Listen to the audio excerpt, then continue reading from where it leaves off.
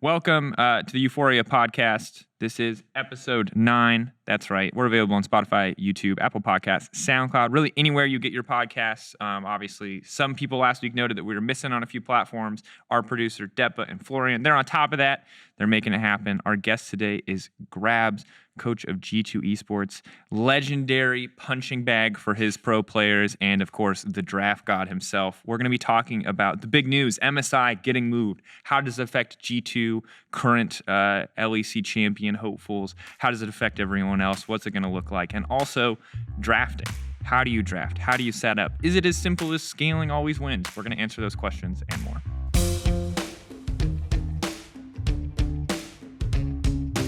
All right, so first big topic of the day. Sad news, but it feels like necessary news. So due to COVID-19, the coronavirus, MSI has been moved. Now, this is going to affect a lot of stuff out there in the ecosystem. I don't know a whole lot about this. I'm kind of just reading what was on the announcement. If you haven't seen it, allesports.com is the place to go. But basically, MSI has now been delayed to some point in the middle of Summer Split. Summer Split now starts on May 22nd, so I believe 3 weeks after our playoffs end. And then from the 3rd to the 19th of July, we have MSI. So basically, I don't want to give exact time frame, but essentially around the time that IEM Katowice / Rift Rivals would have been, we now have MSI, which sounds like an utter nightmare to navigate as a coach. Grabbz, like, how are you feeling, dude? Like, obviously it's a tough time. This feels like something had to give, right? But how are you and the team kind of reacting to this news? We had the entire structure around how we want to avoid burnout over the year, and then suddenly, right, it's like, guess what? Rift Rivals in the middle of the split. It will be a challenge because ultimately, especially the whole jet lag, where you lose like 4 days basically, will of course hurt a lot. I think also in the middle of the spring, it means there's no actual boot camp for the tournament. It means every team just goes there and then hopes for the best. That's how it sounds like. So I'm kind of worried also what happens if you come back, because there were 2 new patches we haven't played on, the other teams have. So yeah, I think maybe the best Riot could do given the circumstances. So I don't want to be too negative, but it's going to be hard for sure for which team flies there. So on that subject of kind of burnout and managing that, you talked a lot when you were on PGL with Quickshot about how you were kind of trying to keep things more fun, trying to keep things more relaxed. How much does your prep change for MSI if we assume G2 makes it there? If you go from playing some LEC team in like week 4, week 5, week 6, whenever it is, sometime in the middle of the split, to then immediately playing the SKTs of the world, the Kingzones of the world. Hopefully not winning in the LPL. IG, hopefully someone else, because else we go to your free again.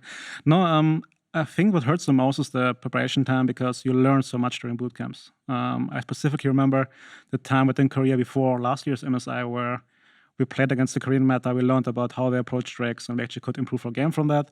This just falls flat completely. So sure, it's hype because it just checks the metas. Basically, whatever region has the best read in the game will win, and you won't have the time to change that.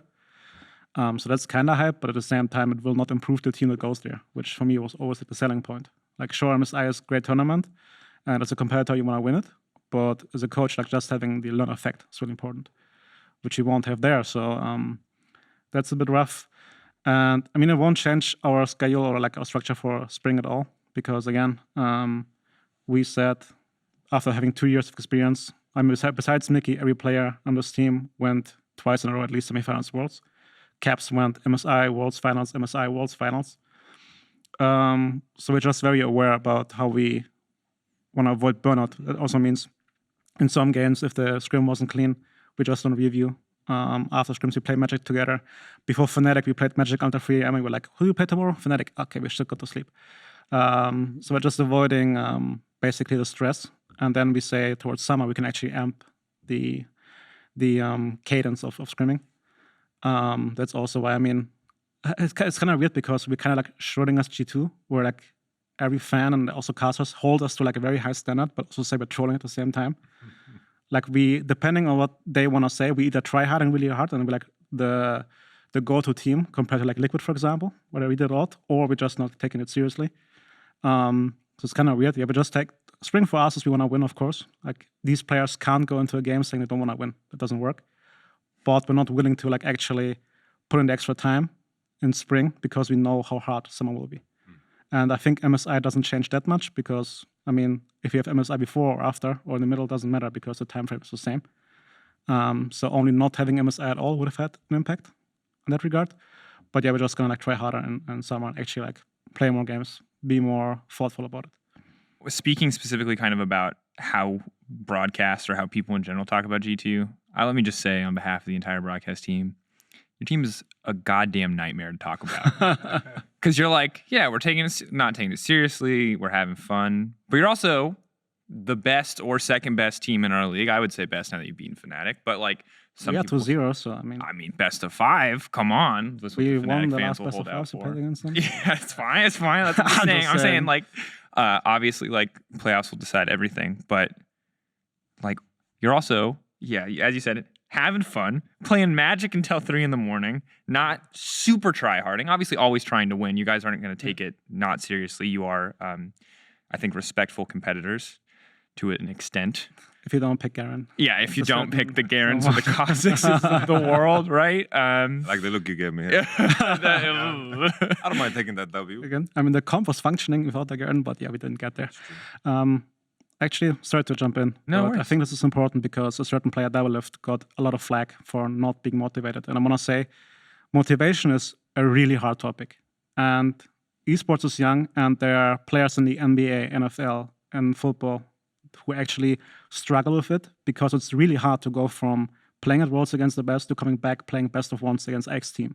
And I don't mean no disrespect, but knowing that these games in the big context of what you want to achieve don't matter as much, it's really hard. So when TL slumped, that's why I mentioned it. Fans said compare TL to G2. G2 is still trying really hard and winning, and TL is slacking. We're not trying really hard. We're just, in the context of our league, really good. So we get away with it. Mm-hmm. But probably you have the same attitude as Liquid because you are tired still. And it's very easy to say, he should be motivated.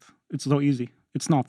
It's really not. This guy played on the highest level in NA for 6-7 years, contesting titles, wants to go to Worlds and actually get out of groups. This is his goal. His goal is not to win a best of 1 against the Immortals on your team. And sure, we should say we have to hold those players in higher standards, but it's only human and understandable that he cannot bring this 100% every single week for Spring Split, going to Summer and best of 1s, if in his head, all that matters to him is actually reaching quarterfinals Worlds.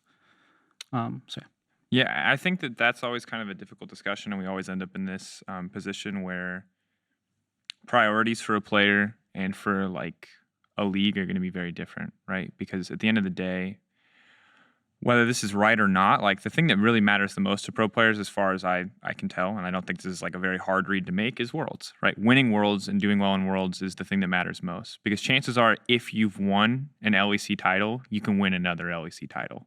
More often than not, most people who have won outside of Alliance, actually all people who have won again, pretty much, right? I think also, it depends on the circumstances. Because I remember when you guys made the new roster, Caps moved from Fnatic.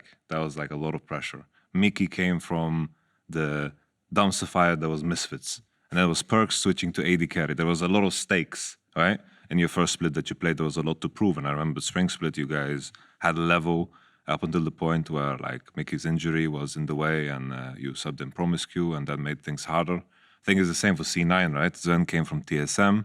He had a horrible year over there, or however long he was. I don't know how long he was there. And then with the rest of C9, they had the whole debacle with Sneaky leaving, and there was a lot of eyes on C9, so they had a lot to prove.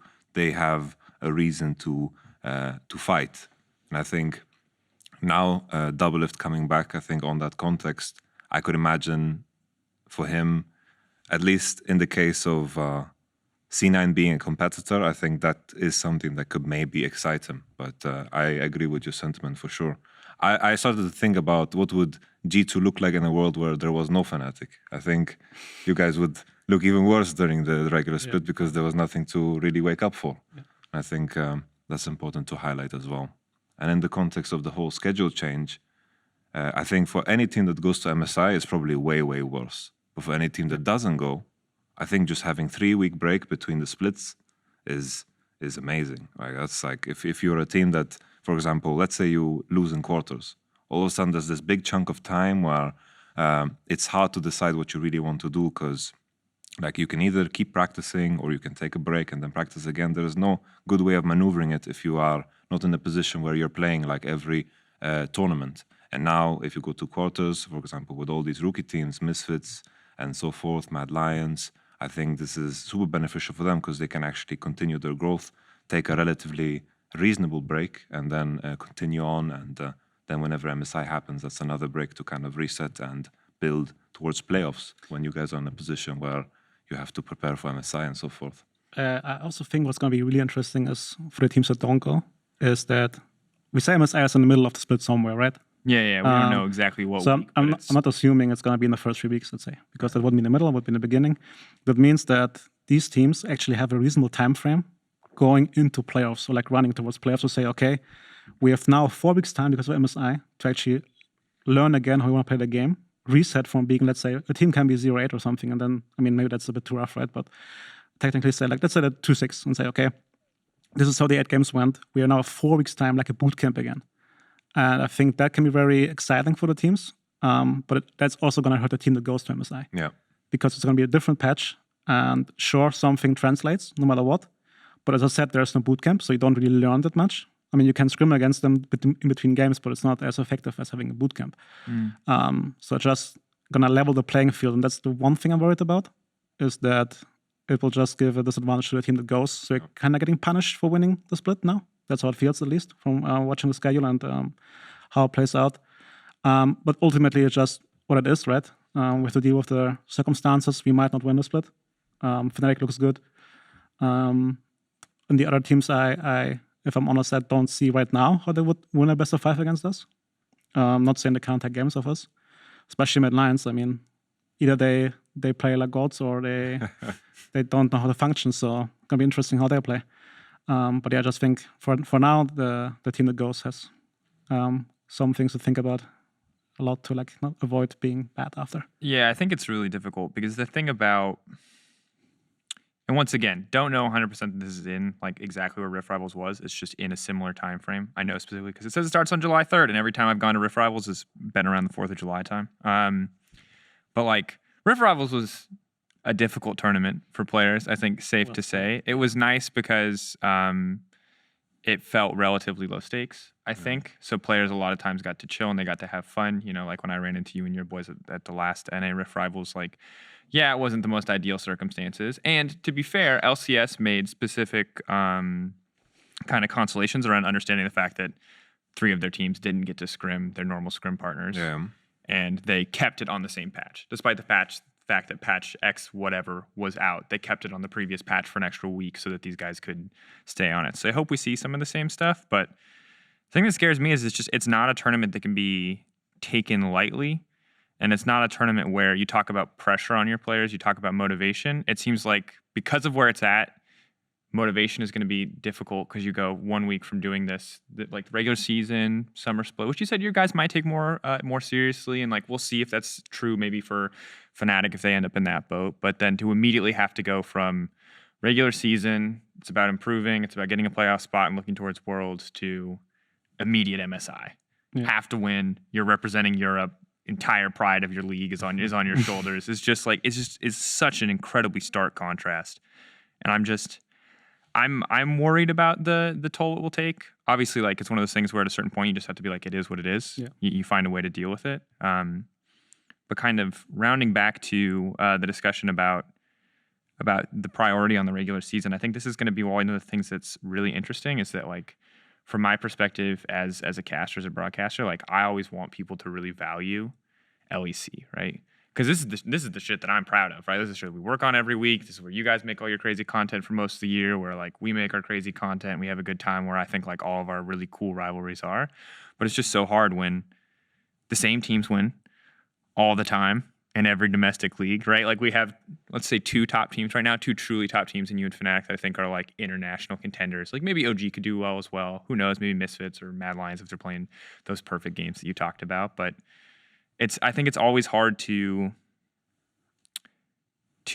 keep people engaged in like in our regular league, or keep players engaged in our regular league when this is kind of has and sadly become often for many top players across different leagues, North America, LEC, LPL less so, just because the competition there I think is so fierce. But like it's the stepping stone to international competition. It's more like not a speed bump, but it's like you need to be this good to play internationally. Can you beat Origin in a best of 5, right? Or can you go toe to toe with Fnatic in a best of 5? It's also hard to like build hype and build better teams if the format doesn't allow it. And best of ones, I mean, I know it's better for viewership. I mean, we all know it, right? But there is this caveat that teams can't play anything else than the perceived best strategy all the time. So they play one style in scrims this week, hope it works on stage. I mean, Yamato can agree that as a coach, best of 5s are the best because you can learn what they do during the game. You can adapt between games. You can tell them, okay, this is what I saw from them this time around. They will attack you here, play differently, and you like evolve during the best of 5 as a team, or even the best of 3. I mean, back then, and that we don't have. So it's really hard for those teams to catch up to a team like Fnatic and us. And to be fair, we're also not the best scrim partners because, especially in spring, where we say ourselves we don't take it too seriously. That also means we don't play disciplined. That means there might be games where at 10 minutes there are 15 kills or 20 or 30. And then it's also hard. Yeah, and it's hard for them to learn, right? There's definitely at least one game in every scrim block, game with 20 kills. Also, the worst part is in the past I could say, guys, you're trolling, like be serious. But then we lose against LPL against world champions, and their scrims are like this. Like they invade you level 1 and they will fight you 5v5 if they have to. And then when players say, well, LPL did it, they're world champions, so do the same. So yeah, it's just weird because, again, for example, last week it was a hype week. We played Origin Fnatic. But as I mentioned, because the perceived threat is only Fnatic, historically as well, that we've talked about the entire week, okay, what will Fnatic do? And then we just said, wait, we play Origin first, guys. Like it's Origin, but Fnatic.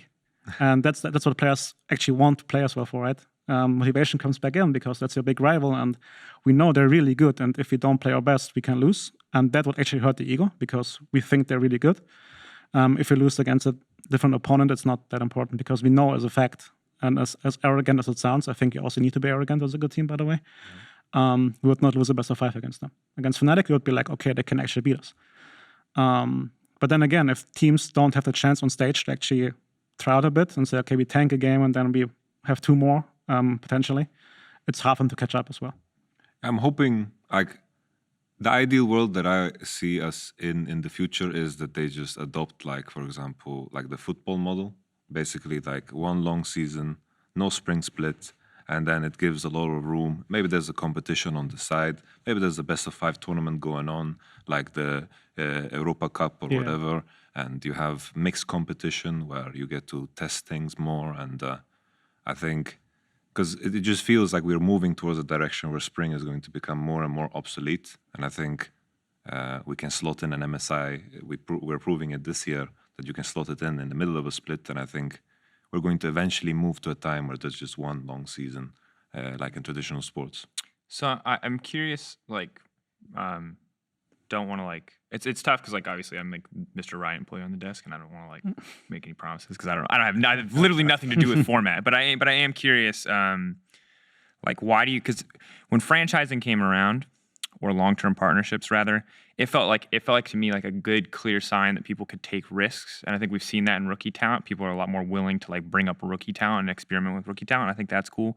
Why don't we see the same thing when it comes to strategies on stage, strategies in scrims? Why are people like willing to take risks on this talent, but not necessarily willing to take risks on these like best of 1 games? Because at the end of the day, like, Vitality's not going anywhere. Like, that's the perk of long-term partnership. And I trust that Vitality are going to keep try-harding and they're going to keep getting better and they're not going to take advantage of the situation. But, you know, in theory, they could experiment every week. And if in spring it meant, you know, 0-18, but in summer it meant a much better team, like, is that something that people would be happy with? The clear answer is that in the best of 1, you lack the comparison. Again, scrims are very volatile. So you can never say, was the strategy actually good? Or did they run it down? Or did we have lucky ganks, you know? What can happen? Like I heard about, for example, not to leak our scrims from an A, where they say like Elysius take Hex Flash and like Hex Shuttle 2 on the wall and kill you, right? Which would never happen on stage. And if you have a best of 1, so if you take rookie talent, over the season you can see, okay, how much worth was it? Like we are 6-12, 7-11, we see, okay, towards the end, they improved and we won more games. So therefore, the rookie talent paid off. If you have best of ones and you try something, you don't have the comparison against that certain team if the other side would worked out. Yeah. Because it's very different if you play SK to playing G2, if you play from Vitality, if you play Origin. It's very different. And so in the best of 3, you could actually have 2 games. One time you try this, the other time you try this, and we see what felt better. In the best of 1, you can't. So I think that's the reason why there's no effect or nothing that you can actually validate the risk you take in the best of 1. For me, I'm on the fence, right? Because I think you're right in that best of 1 to me always feels like it sticks more with people. Because we tried. Everyone remembers double stream best of 3 year. That was not a good year for competitive League of Legends. That was too much. And there's a lot of people out there who are like, that was great, blah, blah, blah. But that's not what the numbers said. So whatever Joe Schmo over there said about how much he loved best of 3, that's one small voice in the scheme of things. And I think best of 3 is cool. I'm curious though, and this is I'm indulging myself here, because my favorite format of all time is, it's not technically a best of, but the sets of 2 games where 2-0 gets 3 points. I want to know how you guys feel about this, because I don't think I've ever talked to either of you about this, because it comes up so rarely, because we're so clearly locked in best of 1. I liked it. Same. I liked it a lot. Yeah. I think people hated that you could go 1-1 and there wasn't a clear winner. But for me, it's I don't want to watch the full 3 games of 9 versus 10. Every time G2 Fnatic comes around, you're like, hell yeah, best of 3. But I also and maybe people don't like this, that I don't have all the answers in regular season. A team going 1-1 to me is hype, because it means if I get to see those people go into a best of 5, that's banging. Because if they went 1-1 in both their games, they're evenly matched, depending on what the games look like, obviously. I think also for me it's the fairest format, because over the patches also it changes which set is stronger. And yes, you can make the argument that you can always in one best of 3, one team chooses one 3 and the other, right? But I think it's fair to say if teams are equally good, they should be allowed to go even, and not be slave or depending on the slave is a bad word. I'm sorry. Depending on what patch we're currently at, and this can also change over time. So let's say, for example, that on one patch where you can choose 1 and 3, it's really good to have blue side, and when the return match happens, it doesn't matter as much. That means you're kind of forcing a winner in an environment which you can't control as a team, because there certain elements from outside, like the patch, that will influence that. So I like the idea of going 1-1. I think this is fair. And as you said, this can also build hype towards the best of 5, where there has to be a winner suddenly. So I liked it a lot. Yeah, I liked it too. Honestly, yeah, it felt fine to walk away with the 1-1. It felt good to, especially as a coach, when you play best of 1s, it's you're done with the draft, and then it's fly. It's you're done. You're sitting there, and sure, you're watching the game, you're listening to your players, and you're taking in what's happening. But there is a sense of excitement and also a sense of responsibility and preparing coming into the next game. I think there is a clear skill in adapting between games that I think, for me, is the most exciting part as a coach, at least inside of the game, when you're there in the studio. And I think that element gets completely lost in best of 1s, obviously. Sure, there's some adaptation between the day and so forth, but best of 2s, you could showcase skill sets that are going to matter later on in the split. Because, for example, with Vitality, last year, we had a very, very rough start, and then in the end, we couldn't really learn more ways to play the game, so we just played through top every game because we needed to have wins on the board. And eventually, when we came into best of 5s, we were just sitting there and we just had one way to play, and it was very easy to deal with us. It's okay, Cabo doesn't get fed, and the game is over. Good. Cheers. And maybe with best of 2s, we could have explored that way more. I mean, I love best of 2. I'm not going to lie. I'm a big best of 2. People always get mad at me for the language best of 2. I love sets of 2 games, however you want to call it, whatever the appropriate definition is. But I will say this, our league, our format is always evolving. I think our league ops team, the team that decides things like format, that sets teams up behind the scenes with that kind of stuff, I have faith in them. Playoffs evolved this year. I think it's as convoluted as it may sound to people on the outside. I do think our playoffs format is more hype, it's more interesting. So we'll see I trust them to balance the interest of player burnout, player improvement, team improvement with, sustainability, health of the league. And that's always going to be, I think, a very big puzzle. So we'll see what it evolves to in the future. And let us know, actually, on Twitter, what you preferred. I'm actually just curious what people like, what people get fired up about, what people watch, because there's a lot of people out there like preaching to me all the time how they want best of 3 back. And I think they're full of crap. I guarantee they want best of 3 back because they watch one best of 3 a week and it's whatever the hype one is and they watch nothing else. And that's cool if you're that person. I definitely get it. You don't have 9 hours. You just want the 3 hours that you watch League of Legends to be really, really sick. I get it. There you go. Just make match of the week best of 3. Yeah. Everything else, one game. Yeah. Just no balance. We just cut out competitive integrity. That's the solution. We just make you play a best of 5 versus Fnatic every week. Everyone else plays a best of 1 on the side. That's good stuff. All right. When we come back from the break, drafting, winning the game, the right way to play League of Legends, scaling, a lot of things that everyone seems to have different opinions about, we will break down for you right here. All right. Now, so for the past week, Reddit has been up in arms about something that I didn't think that many people would be fired up about, and that's math, specifically Morello versus Leandries, or more importantly, LS versus MarkZ. Now, I think this argument is dead, personally. I think like people can understand that contextually things that are different, and there's like a lot of different opinions, but I think people are over it.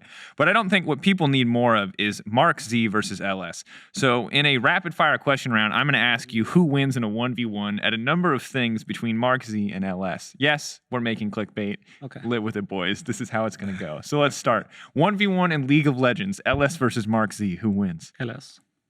Easy. Oh, I'm answering too? Yeah. LS, yeah. Good. Mark Mark was good at some point when he was like the TL analyst. I don't know if he's kept up, but yeah, LS, obviously Korean server. All right, math, 1v1. No holds barred. Who's better? Mark had a spreadsheet. We've witnessed it. Mark had a stats team. I also would say LS. I also say LS. Okay, all right. Let's try something else. I don't know anything about MarkZ. Yeah. It makes this harder. It's harder. There's not as many front page Twitch clips of MarkZ. We need to know. Last question, and I feel like this one might swing in the other direction. 1v1 cage fight to the death. Who wins, LS or MarkZ? The viewers. Yes, the viewers. All I'm saying, Riot, is that there's always an opportunity to expand into new formats, new content ideas. MSI, obviously we're changing time. Why not mix it up a little bit? Why not add cast or cage fights? That's my pitch to you. And now back to the show. All right, welcome back.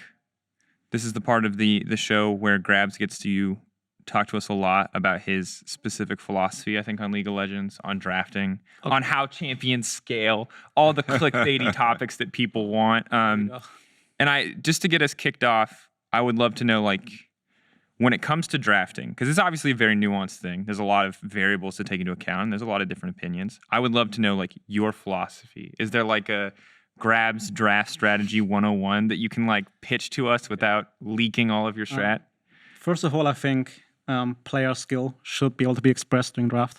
I'm not a fan, never was, of, like, having these objective draft wins, where, like, I really hate teams that, let's say, draft for team fight, and they take everything else aside and just, we need team fight champions.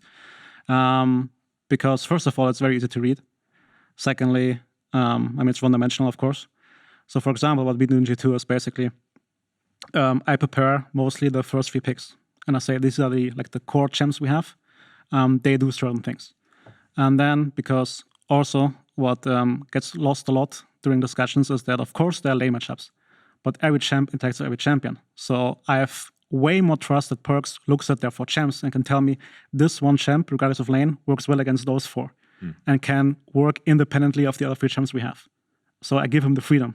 And then sometimes, for example, because I just say it because the clip happens often where like Nukta kills Caps with Zed. That happened because we were lost in 4-5 because both players had freedom and we couldn't agree on something. So that's then my bad, right? So that's like this balancing act where I want to give them freedom, but also I need sometimes to be like a bit more strict. But I think, player expression and player skill is very important. I don't like the idea that you have to play to 1 win condition. I think every champ can function in every certain comp. That means a teamfight champ can also go on side lane. A side lane champ can also teamfight, it's just the conditions are different.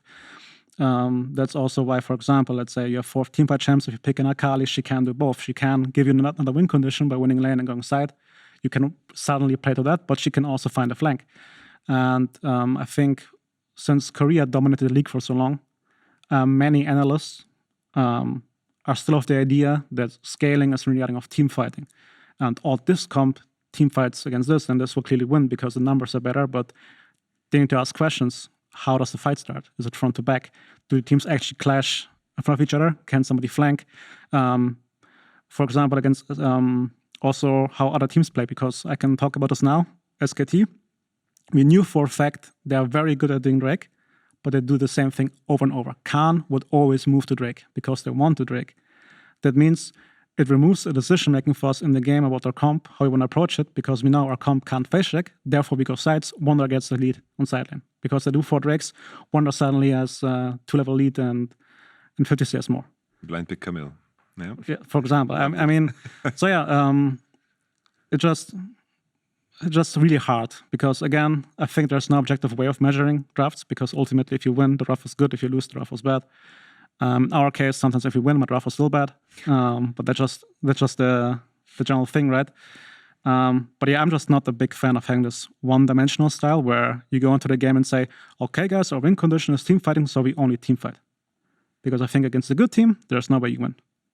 So then where does this kind of like come from? You talked about it coming from Korea, but like, I think you're in a very privileged position, I would say, because you coach like G2. You coach players with a lot of flexibility. They can do a lot of different things. You're like, I want a draft that shows off and lets players express their skill.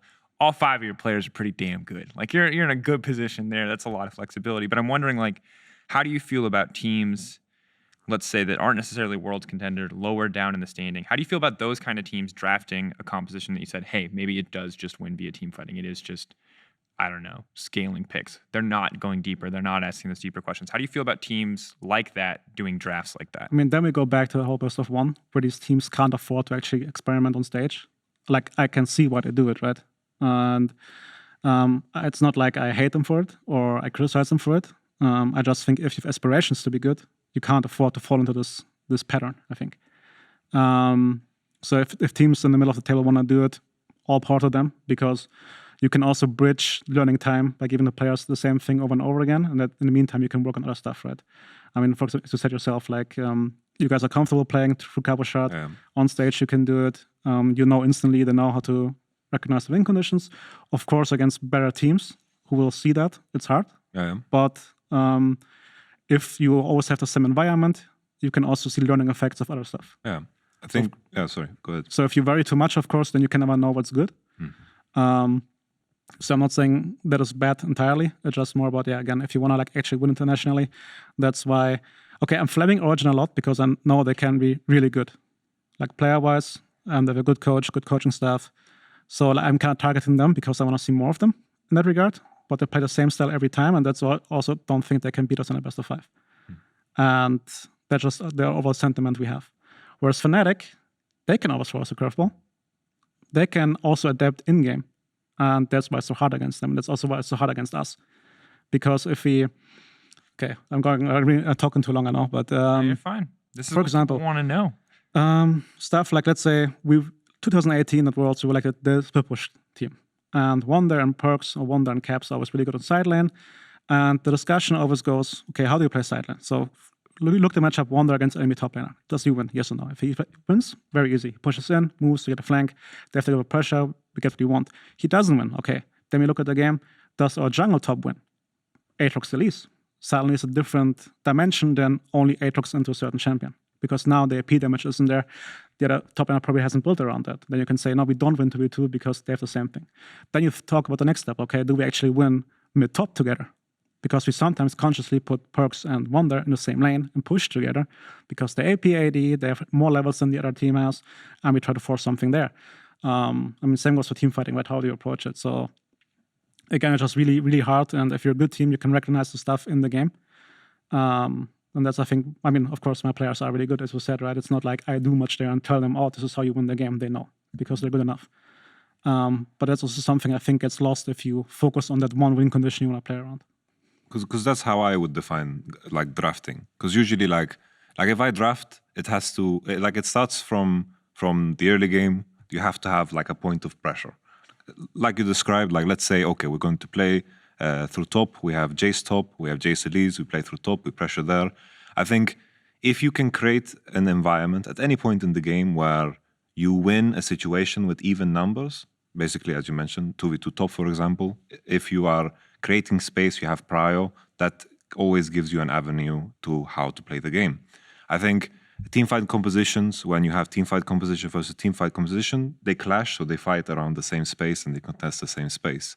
But then there are scenarios where you want to split. And I think just making sure you have a pressure point in order to create space, because I think even those compositions that might be worse on a teamfight, let's say you have champions in mid, let's say you have Ezreal, Braum, they get mid prio. Then you win split 2, but enemy team comp is like Lulu, Kog'Maw, Sejuani, just working off of the space that you can create with even numbers, I think is very, very underestimated, because let's say you're at the Nash, you have all the bush control, you have the flanks, all of a sudden the composition doesn't matter anymore because you're working from the points of pressure that you have.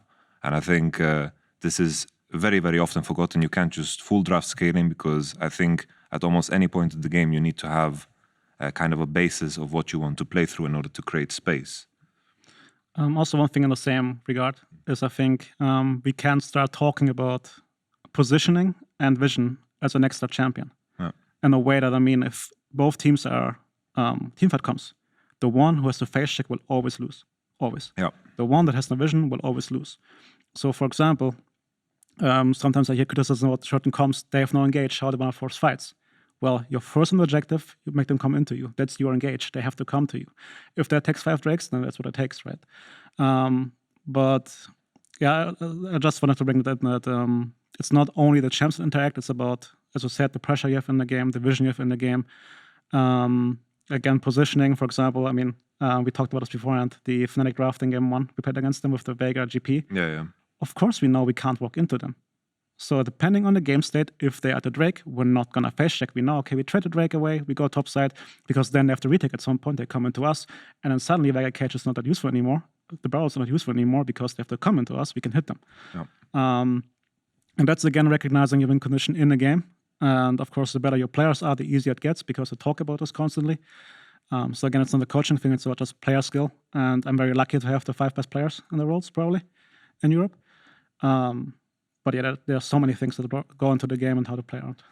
Just real quick. Both those caveats that you said there, that's how you know a man has been scarred at international events. Hey, I'm probably very lucky, or I'm very lucky to have the 5 best players in the world, probably, in Europe. Like LPL fans, LCK stands, get away. Like, that's a man who's experienced some flame on social media right there. But then, okay, so then why do people look at, like, you guys are explaining like so many levels deeper than I think I hear from an outside perspective, right? Because when I cast, it's usually like I can see that a team comp can do a lot of things, but usually we're trying to pick 1 or 2 things to talk about. But even outside of that, when you see analysts talk about team compositions, it never feels as nuanced as yes and but also, yes and but the vision, yes and but like, okay, top doesn't win, but top 2v2 is, or like top jungle 2v2 is better. Like, why do you think there is so much, let's say, like surface level draft analysis out there? Or why do you think people don't go that deep? Why is it just like this draft wins because of scaling, or that draft wins because early game, whatever? Because I think that decision making in game is extremely hard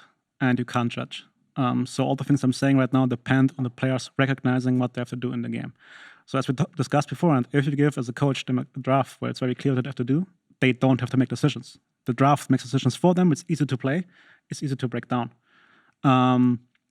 So I think that's just the barrier that also, again, player skill is a big thing in that regard, because you need experience and the ability to read the game.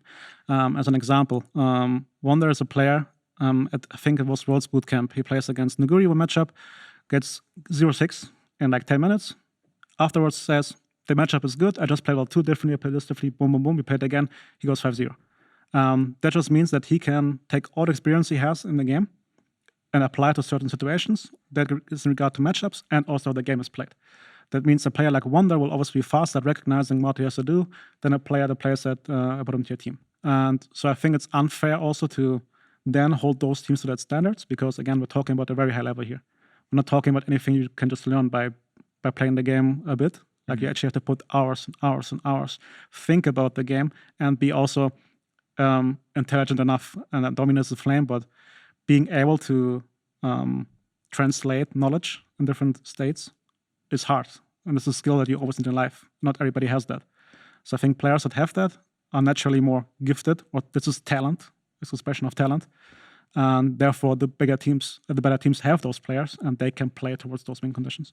I think also on the other end, facing always you guys and Fnatic, the resistance you face in terms of finishing games is completely different, because we mentioned pressure points, but even in scenarios where you don't have pressure points, you need to recognize this, because you need to change the pattern of how you're playing. Maybe you have to sit in some bushes. Maybe you're going to begin to use fog of war more. You're beginning to try to break the pattern of how the enemy is supposed to play. Let's say we need to prepare for Nash, and instead of contesting midwave, which is lost anyway, you're starting to sit in that bush that we need to break in order to secure our Nash space. And I think these are the deep levels that, as you said, a lot of the lower teams don't operate at, because when they're in that position where they're behind, all of a sudden the patterns of how they're going to play is no longer there. And I think that's the key thing. A lot of teams rely on patterns. And I think the G2 and Fnatic always kind of never do. You always figure out a way to do something. And I think that's usually, in my opinion, what separates the top two from the rest of the teams is always an active thinking in the game. How do we do it? Something happens, and then it's a reset, active thinking. What comes next? What comes next? Regardless of if there's kills, if there's deaths, there's always kind of an adjustment to the game. And I think, just to summarize, it's just a lot of teams rely on patterns. Yeah. Sure. And also goes both ways, right? Because I can say from experience that as a coach, you know the draft, okay, at 50 minutes, 0-0, you win the game. And as I turn around, I hear enemy triple kill. I'm like, I guess we could. I thought we could dive, we couldn't, and I guess the game is lost. So you can't just always say that. That's oddly specific. Right? Yeah, that's personal experience. Not even talking on stage. It just happens like we are drafting scrims, I make a coffee, come back at 0-6. I'm like, what happened? Typical level 1 G2, you know, like we just run in, or we couldn't, I guess. So it's not that you can't play the game according to patterns, because it makes the game easier. And as I said, comfort is also really important. So SKT is a team that was highly structured in how they play the game, and they are really good. They didn't have to make good decisions, but their plan and their outlook on the game was so good that they could always threaten. But that's also why we feel very comfortable playing against Korean teams compared to Chinese teams, because Korean teams, again, you know what they're going to do. They're really, really good at it. Like, don't get me wrong, they're really insane. But you always can be a step ahead if you think about the game. Against a team like FPX, IG, they throw you curveballs, suddenly the Shy takes a trade, and you're like, okay, I guess he just wins 1v2. Things you just don't expect. Also, oddly specific, I know. But I've been there, man. Yeah. It's like screaming against IG the first time, it just blew my mind. I was like, oh my goodness. Like, what are we doing here? Like, what was funny is that the entire year you look at LPL and you're like, oh my God, the entire game was level 1. Like, the flip in the game level 1. They're so bad. Like, why are they doing this? You know, that's how we think. And then you're screaming against them and we can't get to 5 minutes. Like, what's happening? They're just molded in this little one fiesta the entire year that you have no chance. It's always funny because I think that, like, one of the reasons that I think people really love like scaling is that it's low risk, right? And so if you're not trying to be the best of the best in the world, right? If you're just trying to like get to the next goalpost, making playoffs, making top 3, contesting someone in a best of 5, like low risk strategies always make sense to me. And that like low risk is so apparent in Korea. When a Korean team wins a game, like you understand why, right? Like you can see it. The puzzle pieces are there. You're watching a game of chess. Currently, because both teams are bad, but yeah, I know. Yeah, okay, that's fine. Like, sure, you can have like I think that's fair to say like overall the level of the league, right? Like, but when one team just like let's say out macros, I think is the simple oversimplification of what they're doing. It's like very easy to understand how they won. You know, like oh, they got pressure here, they used this pressure, they did this thing. The other enemy team couldn't respond. There have been no kills. There's no craziness. But then when you watch LPL. Like everyone, I think for 5 years, everyone was like, this is the Fiesta region. And it is, but there's also a certain amount of brilliance there if you're willing to look deep enough that can also be totally cast aside as those moments that you're talking about where you're like, well, I guess we're 06. And it's hard to know when it's like actually an act of brilliance, this thing that's been cultivated over time. I just think it's so much more difficult to understand, I think, like aggressive League of Legends decision making. I think it's just playing from that point will make you better than playing from the point of always trying to find the patterns. I think scrimming Korean teams is super nutritious because they play as if like it's the most important game. They play structured. They don't do anything out of the ordinary. They always try to like if they do mistakes. When we were in the Freaks gaming house, it was like Spirit came to us. He's like, yeah, I made a mistake, so I'm benched now. I was like, oh, Jesus, okay. And Mowgli got to play and so forth. But scrimming against LPL teams, and this was the approach that we took too. Like Vitality was probably the worst team to scrim against last year, and that eventually bit us in our behind. The knots. But because we were always playing in a way where we're just testing limits, and then when we played on stage, it was easy to play in a way where we got the lead and then we just ran away with it because we were willing to play on that knife's edge. I think the LPL is the same. If you're trying to operate at that level and you're trying to really squeeze every possibility, then you're going to have an edge against the teams that are trying to keep it as simple and basic as possible. Like basically, if you are operating on that level of risk, you learn something. I think the best example in contrast to the LEC was when Caps came into the league. He had the game against Perk. He was always playing, like pushing limits of what he could do. And I think that's a big part of why he became the player he is today, because he was trying to push that. And I see the same thing in G2. You guys are always trying to push the boundaries of what you can and cannot do. I think that's super, super important if you want to actually win a world championship like the LPL has done now for 2 years. So there's one thing that I want to hit here that's kind of separate from all this, back to kind of meta. I guess not really necessarily meta. These champions are kind of evergreen. They always seem to rear their heads. I love the Sejuanis and Graggz's of the world. I'll be honest. Graggz is my favorite jungler. Remove E-Flash from the game. Yeah, probably. It's broken since years. Yeah, Q-Flash. Yeah, also, yeah, in general, probably Graggz. Do you remember when Cask used to be, before they nerfed Cask, and you could just guaranteed get the E-Flash Cask every single time? Those were good years. Great years of League of Legends. G2 won before you were the coach, like 2 years back to back with Trick doing that every single game. Wholesome times. Anyway, so those are the junglers that I love, right? They feel stable to me. I feel like they can do stuff in the early game. Yet, as long as there has been League of Legends, there has been Olaf. There has been Elise. There's been Lee Sin, these champions. Lee Sin less so, but Elise and Olaf, I think, are good examples of these very, very, like, super early game focused junglers who, to be honest, when you fall behind, look absolutely useless to me. And I'm like literally never excited, even when G2 picks, like maybe less example because you have a Yuumi and a Jaina in the last game you played Olaf, so I could see the theory with obviously what we've seen the LCK do, but I'm never excited about these champions. I want to know how you both feel about them, because you, my friend with Mowgli in the jungle, were, I won't call you a degenerate Olaf picker, but like that man was in the jungle from like, we called it psychopathing was what we called it, when he would invade at level 2 and stay in the enemy jungle until someone else came to push him out. But these champions are like, I always feel like, to me, kind of the extreme of the scaling champion versus like really limited time window champions.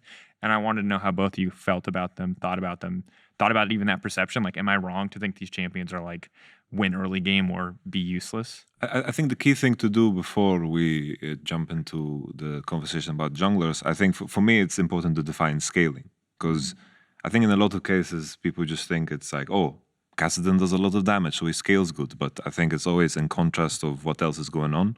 Like Kassadin's not going to do well in a game where like Camille, Maokai, Lucian, Braum is the enemy team. It doesn't matter, right? It's always in the context of what champions you have and what the champions the enemy have. And sometimes, for example, we spoke about the Olaf game when you guys picked Olaf. The only thing that needed to outscale that game, because Akali's not going to really play the game against Gragas and Yasuo and all that jazz they had, it was all about the Ezreal. When Ezreal has QSS, Ezreal was enough to outscale. Sure, there's Janna and Yuumi, which are going to help him survive the initial combo when he QSS, and Kai'Sa has one stack, whatever. But there's only one champion that is required in order to outscale the whole composition. So Olaf did his job, because I was reviewing the game and people were like, why did they pick Olaf? It doesn't make sense with the comp because they want to scale. But in the case where Gragas is playing against, for example, Sejuani, he's going to invade, he's going to have a good time, he's going to take over the whole jungle. Sejuani is going to be down 3 levels. Because of the Olaf, it denies a lot of those possibilities. Olaf could walk into waves and actually give some sense of prio. He secured the dragon, and I think this always matters.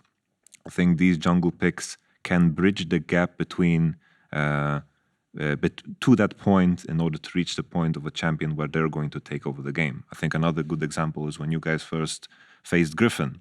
You had Renekton against Ornn. Like obviously this game Talia got completely screwed over, so it's maybe not the best example, but Elise and Ornn is a good example of Elise can make Ornn reach the point where he's going to win the matchup, and all of a sudden, however strong Elise is, no longer matters because Ornn is going to compensate. I think that's important to highlight, that it's always in the contrast of what champions you pick. There are definitely scenarios where these champions are useless, and there are times where they are really, really good too, is my opinion.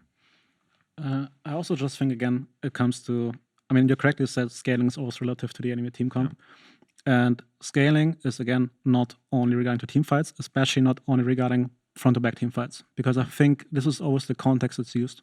Yeah. If we say, like, as casters or analysts, they outscale, it means in a 5v5 scenario, 5v5, they should win because they have a Sivir on the other team as Lucian or something, right? But, for example, I mean, Olaf is a different example because Olaf lacks utility. So if he is behind, he actually is useless compared to whatever champ he's against. But for example, so let's contrast Elise to Gragas. We can say Elise wins early game against it in the matchup, but then Gragas in a team fight is, of course, 5 times the champion. So Elise then has 3 options. First of all, which is the worst one, she hopes UAD is stronger, so suddenly she becomes a peel champion. She has Cocoon for what wants to dive, wants to create space, it's fine. Secondly, if you have Elise, usually you want to have an AD top laner who can split push. So you can always win the fight, play around that way. Also, Gragas, of course, is a different scenario because the champ is broken and also good in 2v2s. So maybe not the best example, but then adjusting what Elise can do, right? For example, is she becomes an assassin. That means she does not want to be front to back. She doesn't want, when I watch you run into her, she wants to be on the side. She wants to, like, be in the bush, in the fog of war. The AD carry, especially if it's like a mobile AD carry like Fidos right now, has to always care about Elise. Then, of course, you can say, here's 4 items, here's QSS, Elise is useless. I mean, then we're reaching stages where before and so much. And then I think, again, yeah, sure, we can scale you outscale, but then she goes sides, maybe do something else. Same for Lee Sin. Lee always has a kick threat. So, for example, it reaches a point where you say champs like Kazuya Philos are worse against Lee than others because even if you're fat 5-0, he can always kick flash you. Then you can also say again, yeah, sure, you can QSS flash, but you also have 4 other champs in that team that hopefully force the QSS beforehand or something. So I refuse to believe that, besides Olaf, because again, utility, that even him against low, that a champ gets so outscaled that it's completely useless. Just if you play towards the enemy's team win conditions, then of course. But I think if you have a pick that gets outscaled into obscurity that way, it should not be playable. Like, it should not even be in discussion for meta. Yeah. So I think it's really rare that this happens. And sure, again, in the context of the enemy team, their champ can be more useful and can be hard for you, but it's never impossible. There was something else I wanted to mention in that regard, Flea and Elise Olaf. But I forgot right now. Maybe I remember. But yeah, again, if you ever feel outscaled in a game or your champ feels useless, then probably just not winning to the condition where it can be useful. Yeah. That's super. I love this and I hate this because I feel like it's really cool and it's really good information to have. And it just feels like it puts so much more pressure and perspective on, once again, back on our original conversation of drafting, but then also on pro players and executing in the game. But that's what I meant, right? Drafting is also a skill expression. And I don't like the idea of saying that playing for early game is harder, because if you draft for it, you trust your players to do it. Like, right? It's just that simple. Like, do every sport. Every team has a specific play style. Some are free-flowing attacking in football, some are defensive. And they do that because they have the players who can do it. They don't magically decide that, right? They don't roll a dice and say, today we play aggressive. So if it fucks up, then sure, blows. But if you draft a comp like this, then I don't think playing defensive is easier. I think if you're a good aggressive team, you get the leads because you drafted for it. And even if you don't, I'm not saying that Elise will be equally as strong as Gragas ever. And 2 items, I'm not saying that. I'm just saying that Elise can adapt her playstyle to a way where she can still be useful. That's all I'm saying here. Because then, if I see 2 teams meet a Drake and Elise runs in and dies and say, I see I'm useless, then, well, of course, if you play the champ this way, then at that point in time, then it's hard for you. Then give up Drake or top lane and try to create pressure that way. And then you have space, as I said before, with the pressure, and you can do something else. For sure. So yeah, I know it's really wishy-washy because also highly depends on player skill, but that's just how competition and sports go. Basically, as an example, for like soccer fans, Barcelona plays legit in a way where they say, give the ball to Messi and hope he does something. And that's one of the best teams in the world. And that's basically saying, like, give Cengiz a lease and hope he does something. And if I can't trust him to do that, then I'm taking away the skill expression of him. Like, he is a good player, and I should trust him to be able to make the correct steps. And even if he falls behind, I trust him to find the correct way to play the game afterwards. Dang. I actually really like it.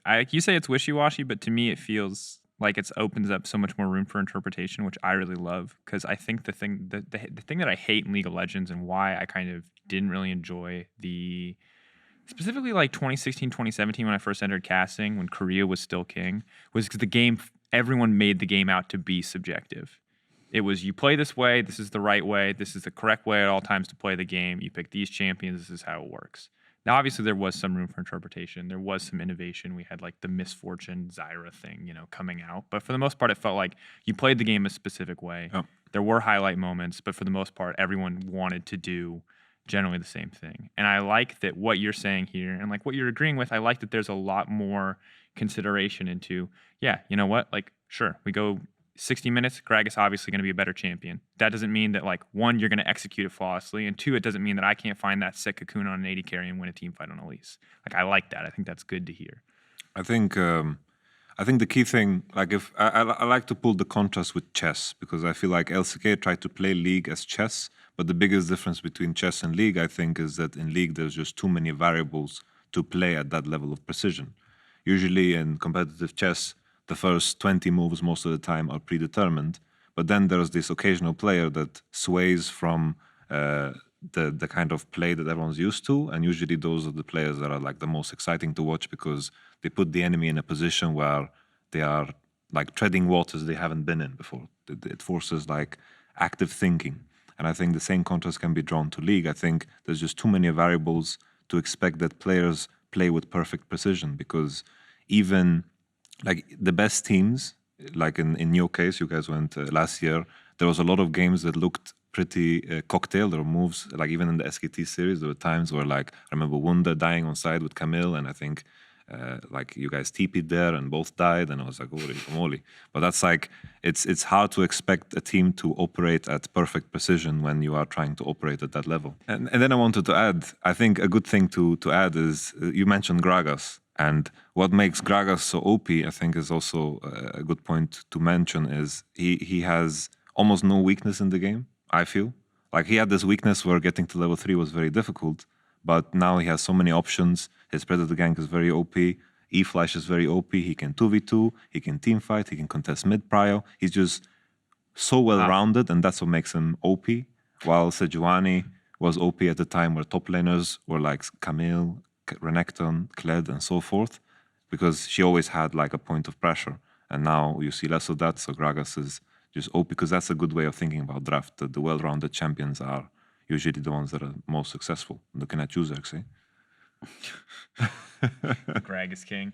Yeah. So to kind of just wrap this discussion up, I really want to, like, coming away from this, look more at players in tight situations. And now I've got this idea for a piece of content, which I'm going to try to milk on broadcast, where we just literally show players a screenshot of the map and ask them how they play their champion. Because I think it's interesting, and it's something that you don't, unless you hear comms, you don't get to see, because you don't know who's making calls, right? Because there are those players out there who are all hands, no brain. And someone else is like, all right, come here, get this wave, do this thing, we're doing this thing, like the old school season 3 shot calling days. But that makes it so much harder to know. And as you said, I think it's going to make a lot of people mad, because it's like, how the hell do I know what this guy's thinking at this exact moment? But also, I think makes it really cool. Last thing, Grabbz, you're taking it easy. You're going to handle this new curveball of a schedule. This week you have Rogue and Excel. How late are you staying up to play Magic the Gathering? I mean, yesterday we played, I think, 4 hours after scrims. So solo queue is suffering for sure. Probably gonna play on Thursday again, on Friday probably too. Yeah, I mean, it's fine. It doesn't really, again, matter too much. We're very confident in what we're doing. And yeah, as you said, we made it, like, first of all, really important in this regard is that we as a team came together and talked about this beforehand. So this is not something where suddenly somebody feels frustrated, even if we lose. Because we said beforehand, this is spring, this is how we approach it. Do we agree? Yes or no? Yes, we do. So I think we all know that we're currently not playing much solo queue. We're chilling. And if we lose, then so be it. Okay, that sounds very as if we don't care at all. Basically, we're not stressing ourselves out to have like good performances in best of ones. Yeah. And we don't mind as much being first seed or second seed in the regular season. And then towards playoffs, when you actually the games matter more, preparation especially matters more. We're gonna ramp it up. So yeah, probably same as last week. Play a bit Magic. Play a bit of Magic. Get hopefully survive to round 5, so one doesn't one shot the entire table. But if he does, then can you please just make tell your team, tell the entire content team, make a series. That's all I'm saying. There's a lot of Magic players out there. Every time we bring this up, I get like 3 or 4 messages about either some OP standard deck or some OP commander deck. So all I'm saying is G2, make a content series. Don't Don't take away the enjoyment, please. I need to ask because it's on the topic of because I've always been in teams where we've always viewed the year like a marathon. It's like qualified to Worlds. That's the whole thing. And for you guys, how long do you need in order to feel like you've prepared on this patch? Let's say you need to hardcore practice in preparation for tournament on a specific patch. How long time? Like, what's the perfect time frame for you? It really depends also on the position, right? Okay. Because we can go back to Bootcamp to this Worlds, which was, in hindsight, I think the biggest reason we didn't win the tournament. EU scrims, huh? We stayed in Europe and we played against teams like Clutch. We played against teams Wildcard. By the way, Clutch is the worst first seed team that ever graced Worlds, I think. Like, it was really, really bad. And that team could go to Worlds is like mind-blowing in the major region. Anyways, so what happened is I had to be sad. Like, no, I just love it because earlier you're like pulling your punches. Like, I have the best players, I think, in the LEC. And here you're like, Clutch sucks. I'm sorry. Come at me. It's like, because I always try to go the route that I really want an A to be competitive, and I like Liquid and I like Cloud9 now, but I think it's really hard for them to be good in the region. That's why I was like, hit the other teams, right? Anyways, back to the topic. We had those scrim partners, and no matter how often we play them, you can never be prepared because you don't know what works. Enters someone, and they were jet lagged. That was the first way they came, and they smashed us. It was not even funny. We could not play League of Legends. And we were boot camping there for like 10 days, and we're like, the tournament starts in a week. What are we doing? Like, what is happening? We have no idea what to do. Like, everything like full overboard and like try everything new again. And afterwards, we felt more prepared because we actually know what good teams do. So I think it really doesn't depend on much what we think is good, but more what it's tested against good opposition. And but I think, again, I'm blessed with these players who adapt very fast and have played many different metas. So they don't have to like learn something new. They know, okay, LeBlanc matchup 5 years ago, played like this, I can play it again. Yeah. So probably a week. And then I think then we can start experimenting, and then we can see whatever we use from there. Well, and then maybe a pack top comes again or something like this. I was so sad when they're that they're just anything that you take into the top lane, they're going to gut. Pretty much. It's already gone. The support item's gone in top lane. We'll see what else. Wonder will find a way. He already has like a list of 5 new champs that are top laners. The a million wonders of the world. We're running out of. It was nice when it was 7. Now it's 38, 56. Soon it's going to be the entire champion. Also, if you guys have asked how we come to those picks and how Wonder is so creative, we're talking about the guy, and I'm gonna leak something in scrims. This way, we had a scrim block against IG, and it went well for us. Went to the last game. He just looks at me. Do you trust me? Like, can I just insta-lock something? Like, sure, go for it. He insta-locks Shyvana, goes into the game, and types the Shyvana in all chat. And the Shy is just like tilting out of his mind. They try to rage dive him. They can't. They both get killed. They insta after game and go next. And this is Wonder as a person. Like, this guy is actually, I don't want to say psychopath, but so crazy in his head. But we all trust him, so he can do what it wants. And if it works, then we suddenly have Jenna top lane. Which Jenna top, we played the 2 games before stage. Like, I want to play Jenna top, and like, go for it. And then I played on stage against Fnatic. We had no practice on it. Like, in hindsight, we saw so much stuff we should have done differently. Like, for example, Jenna Olaf got top together. Olaf pushes out and gets strong. We didn't do that. And like, in hindsight, this is very obvious. But Wonder is that kind of guy. And to a certain extent, everybody in this team is. So that's also why scrims are messy, but also why we're so fun to watch, I guess. It's why so many people love your team, Grabbz. I just want to say thanks again for coming on as we wrap it up. I'm excited to see the next Shyvana top pick. We'll see it all later this week. Thank you for joining us once again. Week 8 of the LEC is going to start tomorrow. Ready check at 17:30. Don't forget daylight saving times to all you out there in NA, and we'll see you next week for another episode of EUphoria.